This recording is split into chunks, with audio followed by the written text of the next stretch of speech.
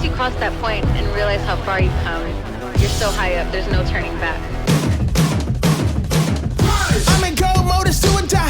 I know you see the fire in my eyes. I told you not to be afraid of heights. We're jumping off the edge, fall or fly.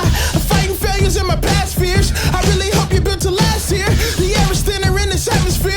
I might make some people mad this year. I might get in your mental, I might get in your temple. I might flip a table, I know God is able. I know I'm a favor, I am not your God. You are not my savior, this is war. This is elevation to the top floor. This is everything. They call me Mo, short for Montaña. Montaña is my Capoeira name. Which is another thing in Capoeira, you get an apelido or nome de guerra, which is the second name. This, I guess culturally it's a way of sort of taking ownership of certain things. Culturally, during colonial times, the Africans who were enslaved in Brazil had names that were difficult to pronounce for the Portuguese. So at times they would just give you a name based on your physical attributes or based on whatever. And at times that it could be demeaning or it could be funny or it could be whatever. But the capoeiristas, because capoeira was outlawed for so long, they wanted to hide their identity.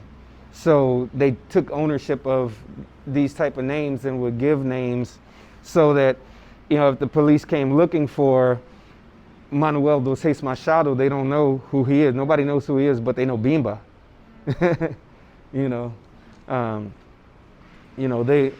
They don't know who Vicente Ferreira is, but they know Pastinha. They know, so they would give you like a nickname that, based on that. In today's tradition in capoeira groups, we still give these names, and they can be based on personality, based on attributes, sometimes based on something that happens, to you. Yeah. But it's never done in a demeaning spirit, not nowadays. Just to give you background, capoeira was formed in Brazil. I guess, people question whether it's an African art or not, and there's a lot of debate, a lot of discourse about this. And I would say that all the components came from Africa, but it was assembled in Brazil.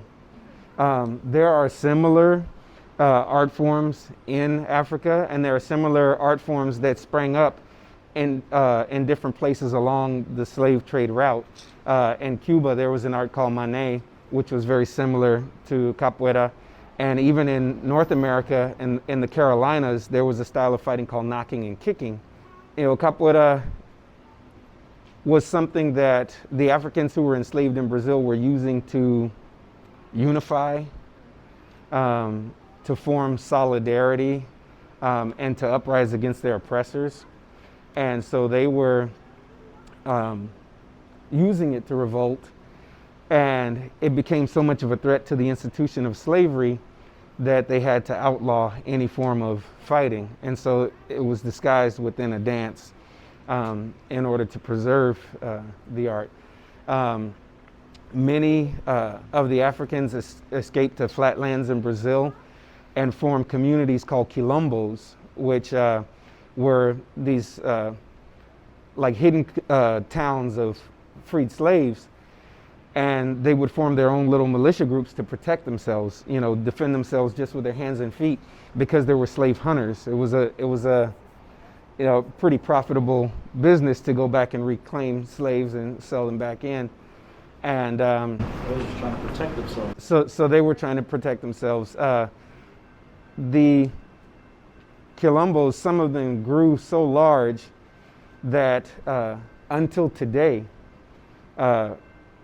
these people live on these lands and are fighting, they're having disputes with the Brazilian government over who owns the land, because their ancestors have been there 500 years, and the government's saying, you don't have a legal right to this or ownership to this land, but they've been there because that's where they were forced to. There are many stories of the quilombos. There was a quilombo called Palmares. There's Malês, Camungere, Quilombo do Queimado, and there were many different battles that were fought within. There are stories of African warrior kings, Ganga Zumba and Zumbi, who were like leaders or heads of these nations that went into conflict with the Portuguese settlers in Brazil. The art form is all encompassing, as he said. It's really hard to put into one box because it has music, dance, culture, language, fight, acrobatics. There's a social aspect to it. All of these things come together to form it. Parts of the rites of passage in the art, especially today, the way it's taught, are, you not only have to be proficient, know how to play these instruments, but you have to know how to make them. We make these. You learn the language, and you also have to demonstrate an ability to pass it on, because that's kind of your value to the art. You can see what's that? What is this made out of then? This particular one is made from a wood called biriba that's indigenous to Brazil. It's a very flexible wood that they would use for bow and arrows and things like that, but a durable, strong wood. In older times, they would use cow intestine for this, but we use the inside of a tire. You cut a tire open and peel the radio, peel all the rubber off the radio and tie it with a string. Yeah, and then you have a gourd here, which is like a calabash related to a squash. You remove the bottom part, and the bottom part becomes the bottom of this shaker, and you weave that just like a basket, fill it with shells, and it's played with a rock and a stick. So there are three basic notes. You can play an open tone, a closed tone, and a muted tone.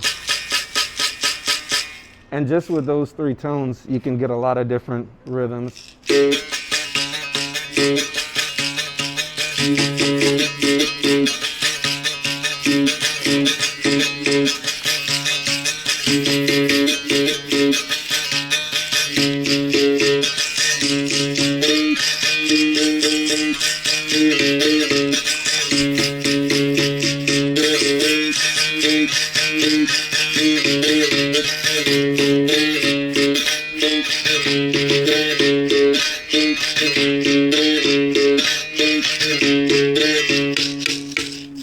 Is that where the music comes from? Yes, this is the main instrument. This is the heartbeat. It's called the berimbau.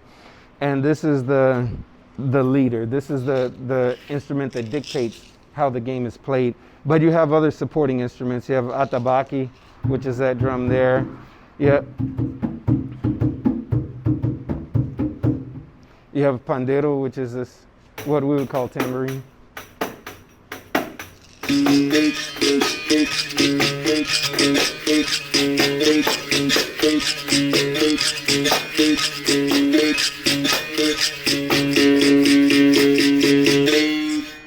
But music is central to the idea because the music was a part of the disguise. Because of this instrument, we could be practicing capoeira and I could play a certain rhythm, and just the change in the rhythm would tell everybody to run. Just the change, or the change could alert you to maybe someone suspicious is here, someone I don't know, I don't trust is here. Or the rhythm could tell you just to straight up dance, so it no longer looks like a fight, goes from a fight to a dance. Wow, that's really Yeah, it's very fluid. There's so much in that. A lot within it. And even the songs in capoeira, you'll find the tradition. In North America, of course, we have hip hop, and hip hop can be spontaneous. I can, speak on a situation that's happening right now, or speak on somebody else, or whatever the case is. And capoeira music can be a lot like that as well. There are many songs. There are some songs that are prayers for protection. There are some songs that are challenges to another player. We call it playing, not fighting. You're playing a game. There are some songs, that are just singing about what's going on at the moment. We have, nowadays we have a ranking system. You can see our chords there on the wall. And with each one of those, there are different rites of passage. So each one of those chords represents different levels of knowledge, but the way I like to say it is everyone is an exponent over the last one. And so when you get to a certain level, it's not just enough to show your own individual improvement, but you have to be carrying responsibilities like teaching. And so in order to reach the next level, you have to demonstrate that you can pass on the art to a level. So like in order for me to get to a certain level, I have to show that I can teach students to a certain level. So my students have to be at that level before I can progress, because it's not a selfish journey. It's not something you can do alone. You see, capoeira requires all of these moving parts. It's impossible to be a lone wolf and be in capoeira. And I've seen a lot of cases where you have a person who is an absolute physical phenomenon and a great athlete, can do every movement, can, you know, kick high in the air, flip and do all these things, and can sing and play and do all these things. But if you haven't developed yourself enough to keep people around you, to train long enough, if you haven't controlled your ego enough, you'll never reach that level, you know. And that's the thing, is because ultimately it's about self-mastery and about all aspects of the self. And our master particularly always says that to be a good capoeirista is to first be a good person. So you have to work on that aspect first before you, you know, before you worry about kicking somebody in the head. Because there's a great responsibility with knowing the techniques that we know. Capoeira, if you watch National Geographic Fight Science, has a kick that's considered the strongest kick in all of martial arts, because we use entire body weight. You know, everything is going into this kick, and it's a kick capable of stopping the human heart. And so to know something like that is a great responsibility. So you have to, you know, kind of have all those other things out of the way, as far as your own anger, your own, you know, all those things that lead you into conflict, and you have to be able to resolve. Speaking of which, the master of our group is the center picture there. On our walls here, we have our lineages. This master at the top is the one who created the style of capoeira that we practice, which is called Regional's regional fight of capoeira. This is Mestre Ezekiel, who was a student of Mestre Bimba, and he was our master's master. Yeah, he started capoeira, 11 years old, I think, yeah. Which in Brazil, it's very common, start capoeira as soon as you can walk, you know, 3 years old, already doing capoeira. Because originally all this was made to protect each other. Yes. And to be together, that's what it's about.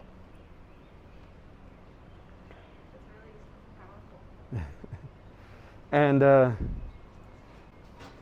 in capoeira, like I said, there's a lot of rich history, and it's important we preserve, you know, the knowledge of the lineage that you learned, and not just the lineage, but their contemporaries and the struggles and what they went through. So how did you come to San Antonio? Well, this group has been in San Antonio since 92, 93.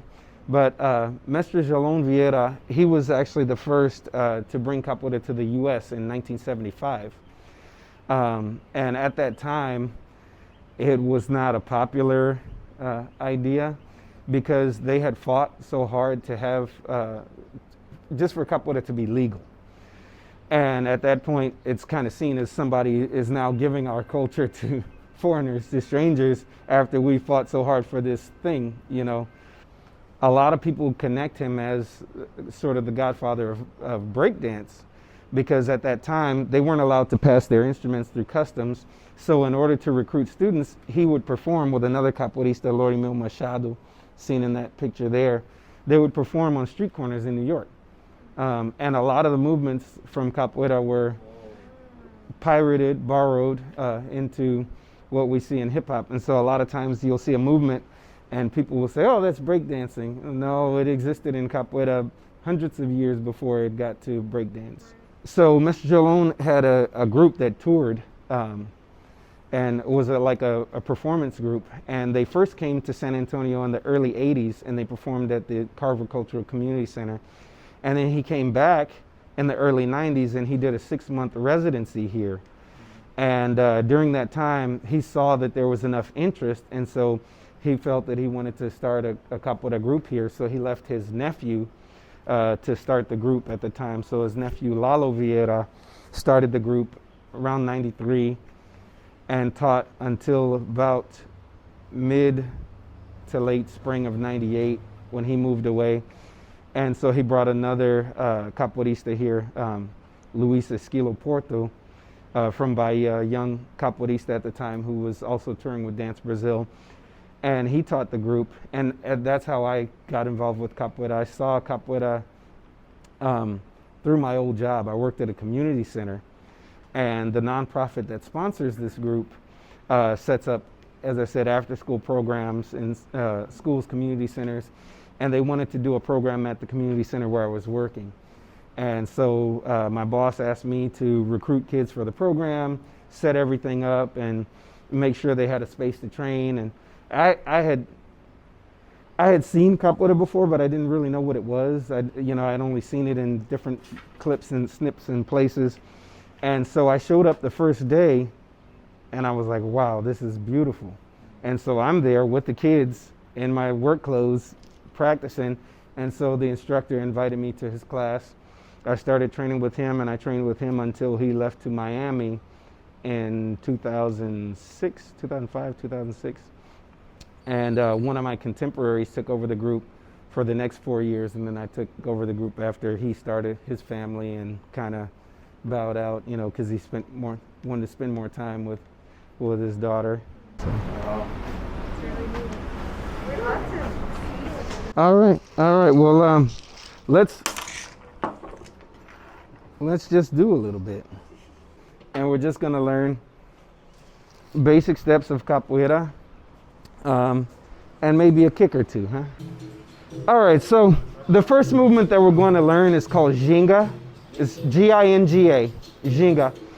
Ginga connects everything in capoeira. Everything comes from or goes back to the ginga. So it's the foundational piece.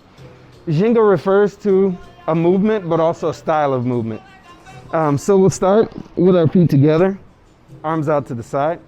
You're gonna take your right leg, take a really big step, straight back.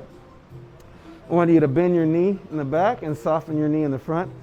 You're gonna take your right arm, bring your elbow in front of your jaw, and just drop a little bit here. Take your left arm and relax it. And hold this position, okay? So, there we go. So this arm here, you want to be firm, but not tense. Think of a tree branch, right? It's very firm, but when the wind blows, it can give a little bit. Okay, can give. From here, we're gonna take a wide step parallel.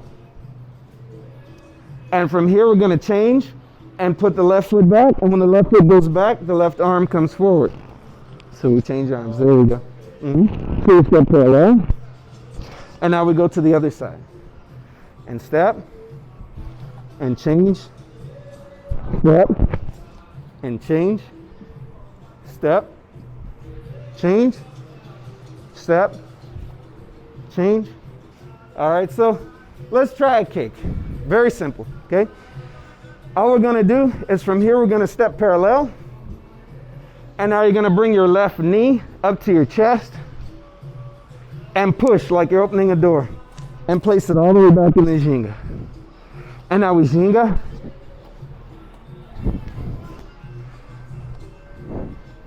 And stay here. We step parallel. And now we're gonna bring the right knee to your chest, push, and bring back. And ginga. And stay, step, push, and bring back. And ginga. Okay, now, this time, I'm just gonna say go. I want you to step, kick, and return to ginga in the rhythm. Feel the rhythm, okay? And go. Step, kick, back to ginga.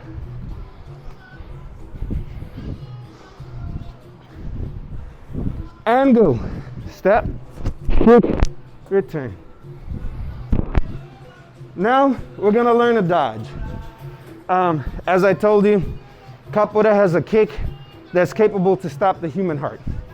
So blocking is the last resort. Your arm is here just in case. But when that kick comes, you want to be gone. You want to be out of the way. We do what we call esquivas. And esquiva is an escape from the kick. It's a little bit counterintuitive because you get below and actually closer to the kick. But if you think about it, the dangerous part of the kick is out here, right?